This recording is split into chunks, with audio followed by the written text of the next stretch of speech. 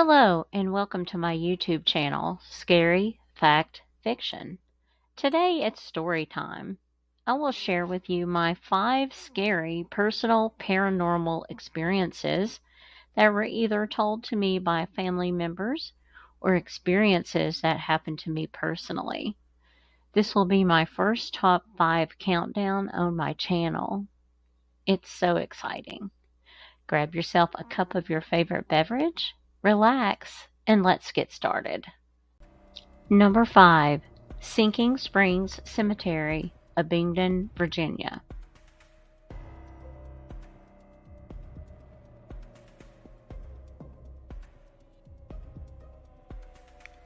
Steve, my boyfriend, and I love to visit old cemeteries when we travel. During one of our road trips in February of 2017, on our way back from Richmond, Virginia, I told Steve about a cemetery, Sinking Springs Cemetery in Abingdon, Virginia, is not far off I-81. Steve said, "Well, let's go."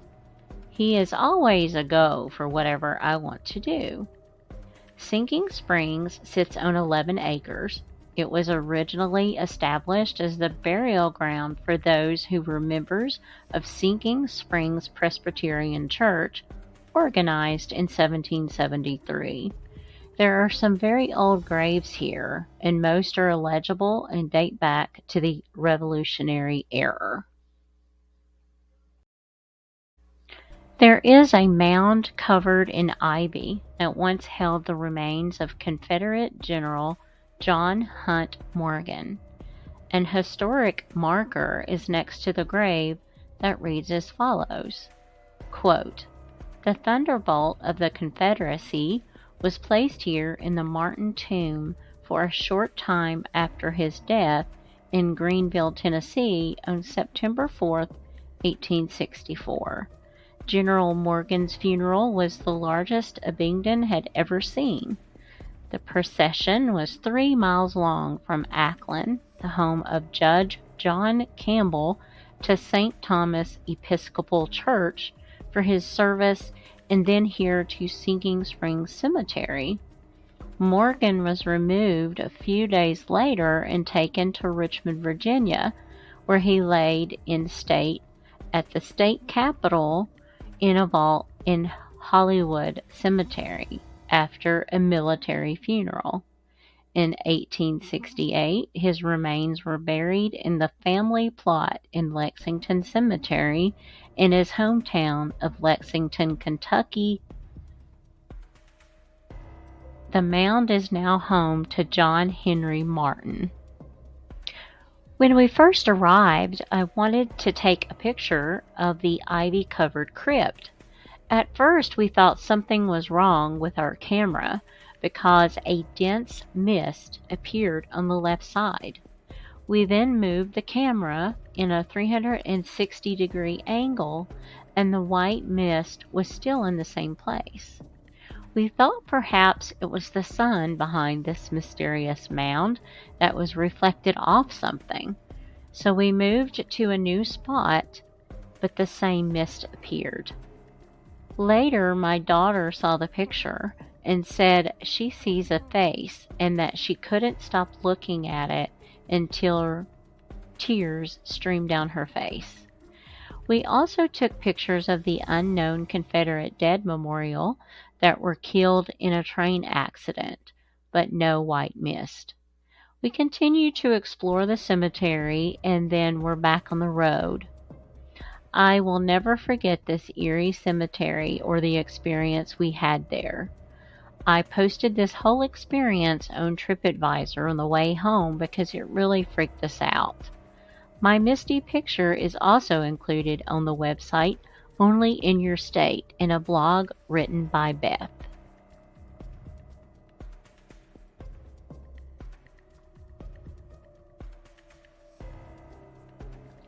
Four, Aunt Debbie's Guardian Angel.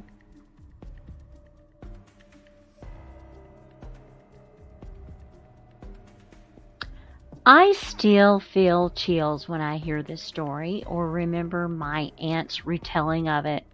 It has been years since I heard this story, so I will try to recall as many details as I can. I believe it was the late 1970s. My uncle Terry left for work very early in the morning. One such morning, Debbie was still in bed while he was leaving. She heard the air conditioning unit shut off. She said she started cursing under her breath at him for turning off the AC because she knew it would soon get very hot in the house. As you can probably tell by my accent, we lived in the South near Nashville, Tennessee at the time, and it gets very hot in the summertime. Debbie begrudgingly arose from bed and went downstairs to turn on the AC unit again. After turning on the AC, she headed right back to her comfy bed. As she was drifting off to sleep, she heard a whisper in her ear. "Debbie." My aunt turned around and looked behind her, but no one was in the room. Maybe she was dreaming, she thought. She turned back over and tried to doze off again.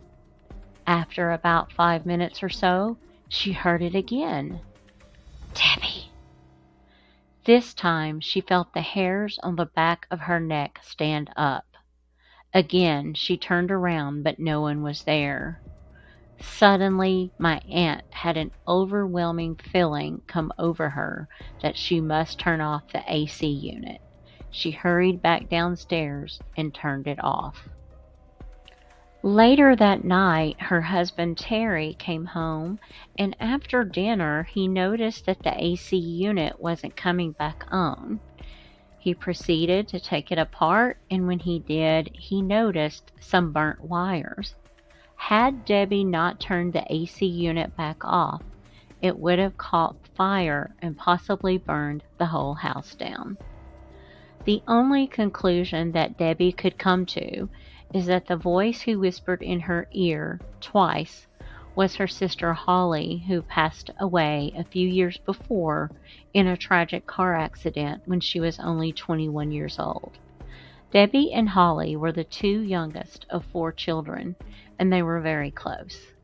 That day, I am convinced that her sister came back from the grave to save my aunt and her family. 3. A Midnight Visitor.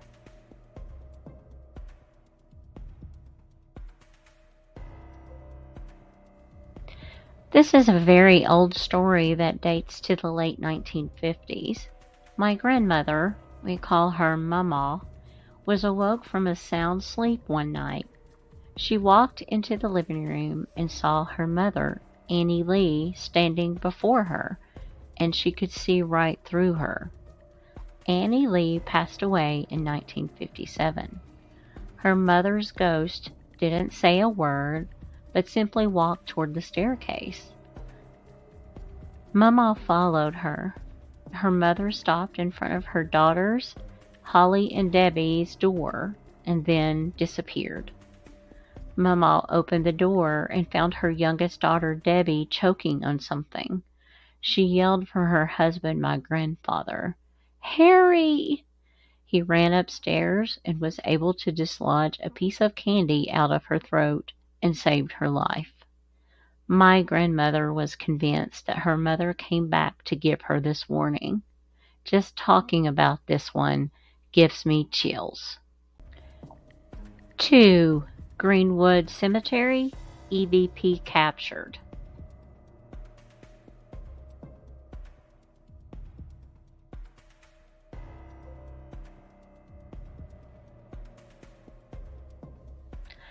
Steve and I were in New Orleans, and as usual, we wanted to visit an historical cemetery.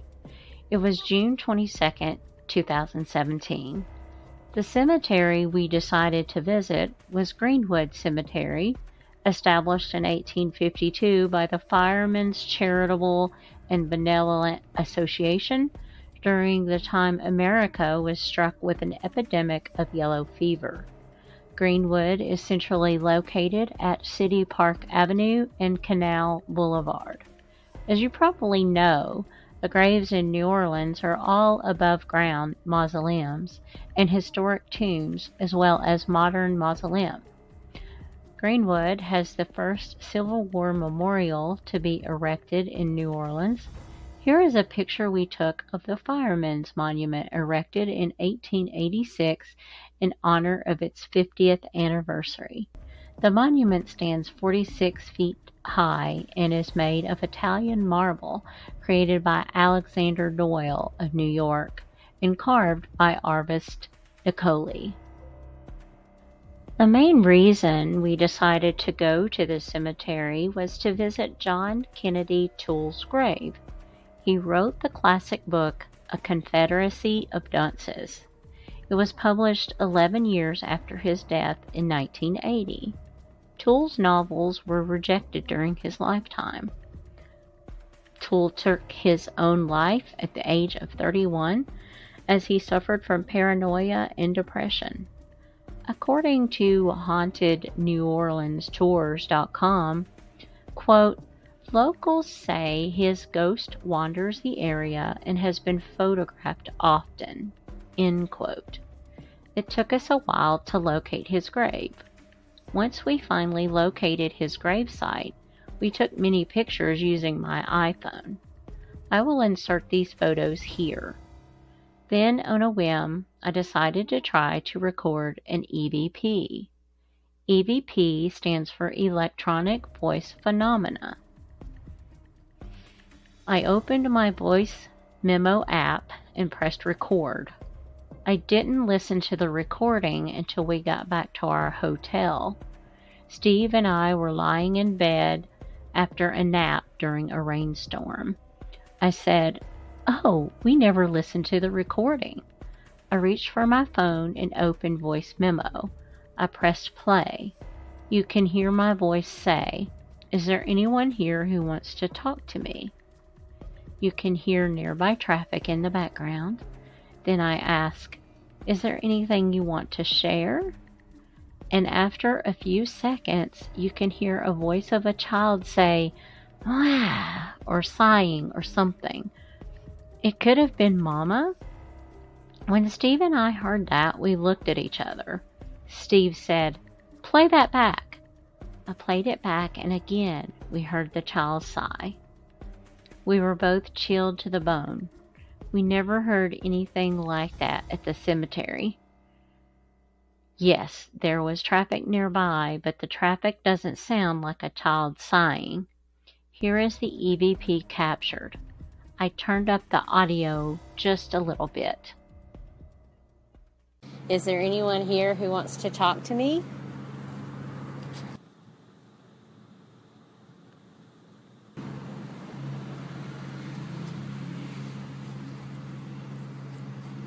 Anything you want to share?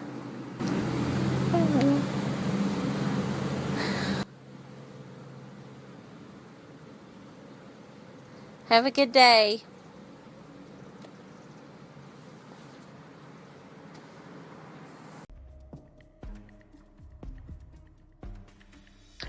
I immediately Googled Greenwood Cemetery at 5242 Canal Boulevard in New Orleans, and according to HauntedNewOrleansTours.com, quote, an often told local tale tells of a pack of ghost dogs are said to roam the cemetery.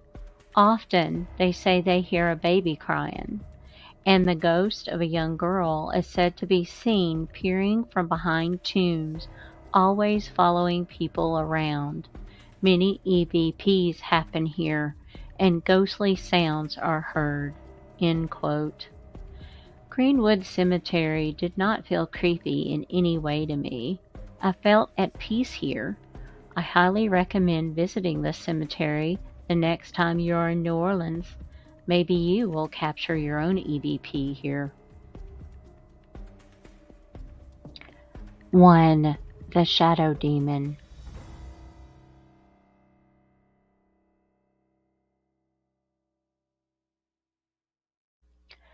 As you can probably tell by the title of this last paranormal experience, This one is the most frightened I have ever felt in my 51 years. It was close to Christmas in 2019. Steve and I planned to travel from Atlanta, Georgia to Nashville, Tennessee to visit my mother, grandmother, and sisters for Christmas. We decided to head out the night before and stay in Chattanooga. I used a pricing website to find a hotel room for the night. I selected an unknown 4-star hotel in downtown Chattanooga. Once the booking completed, I saw we ended up at the Chattanooga Hotel.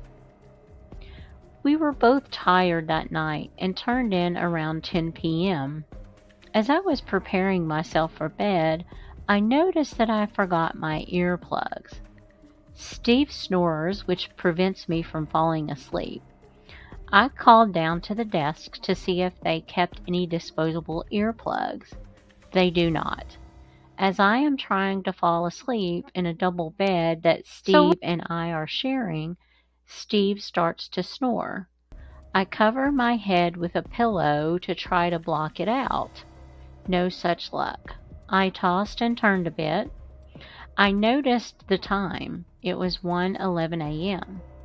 I knew I would be super tired tomorrow if I didn't get to sleep soon, so I decided to move to the other double bed.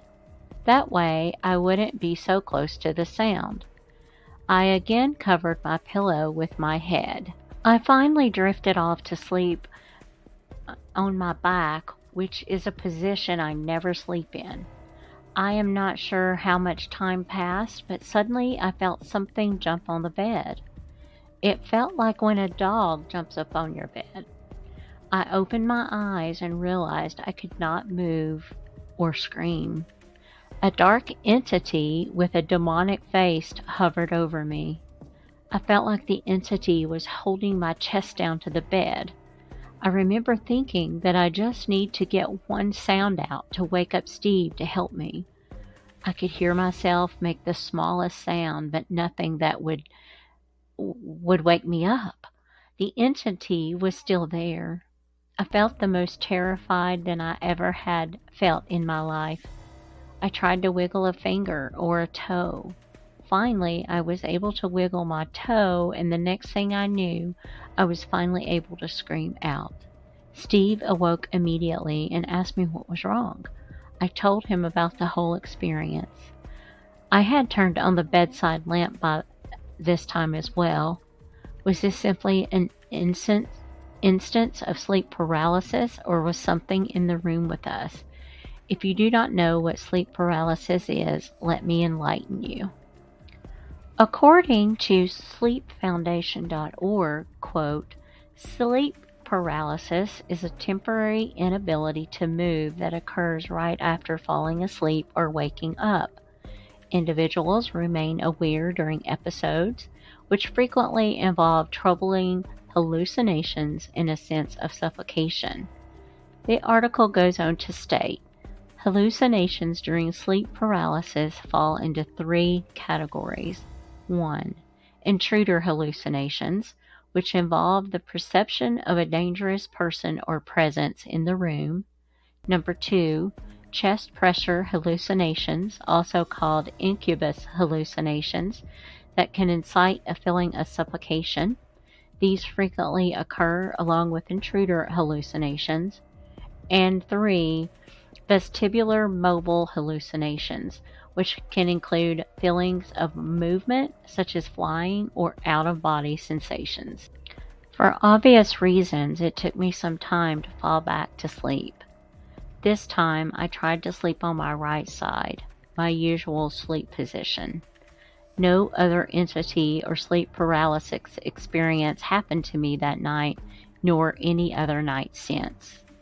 However, in the morning, Steve shared with me the feeling of something jumping in the bed with him.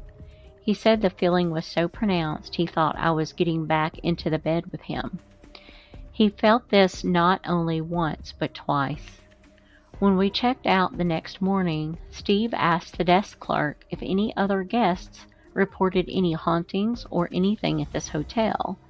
Then he shares with him our experience. He was about to tell us a story that he heard when another guest interrupted him. We were in a hurry to get on the road, so we didn't bring it up again.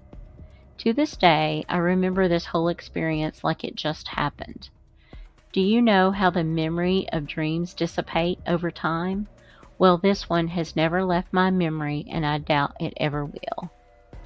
I extensively researched this hotel to see if I could find any mention of other paranormal experiences, but I produced nothing.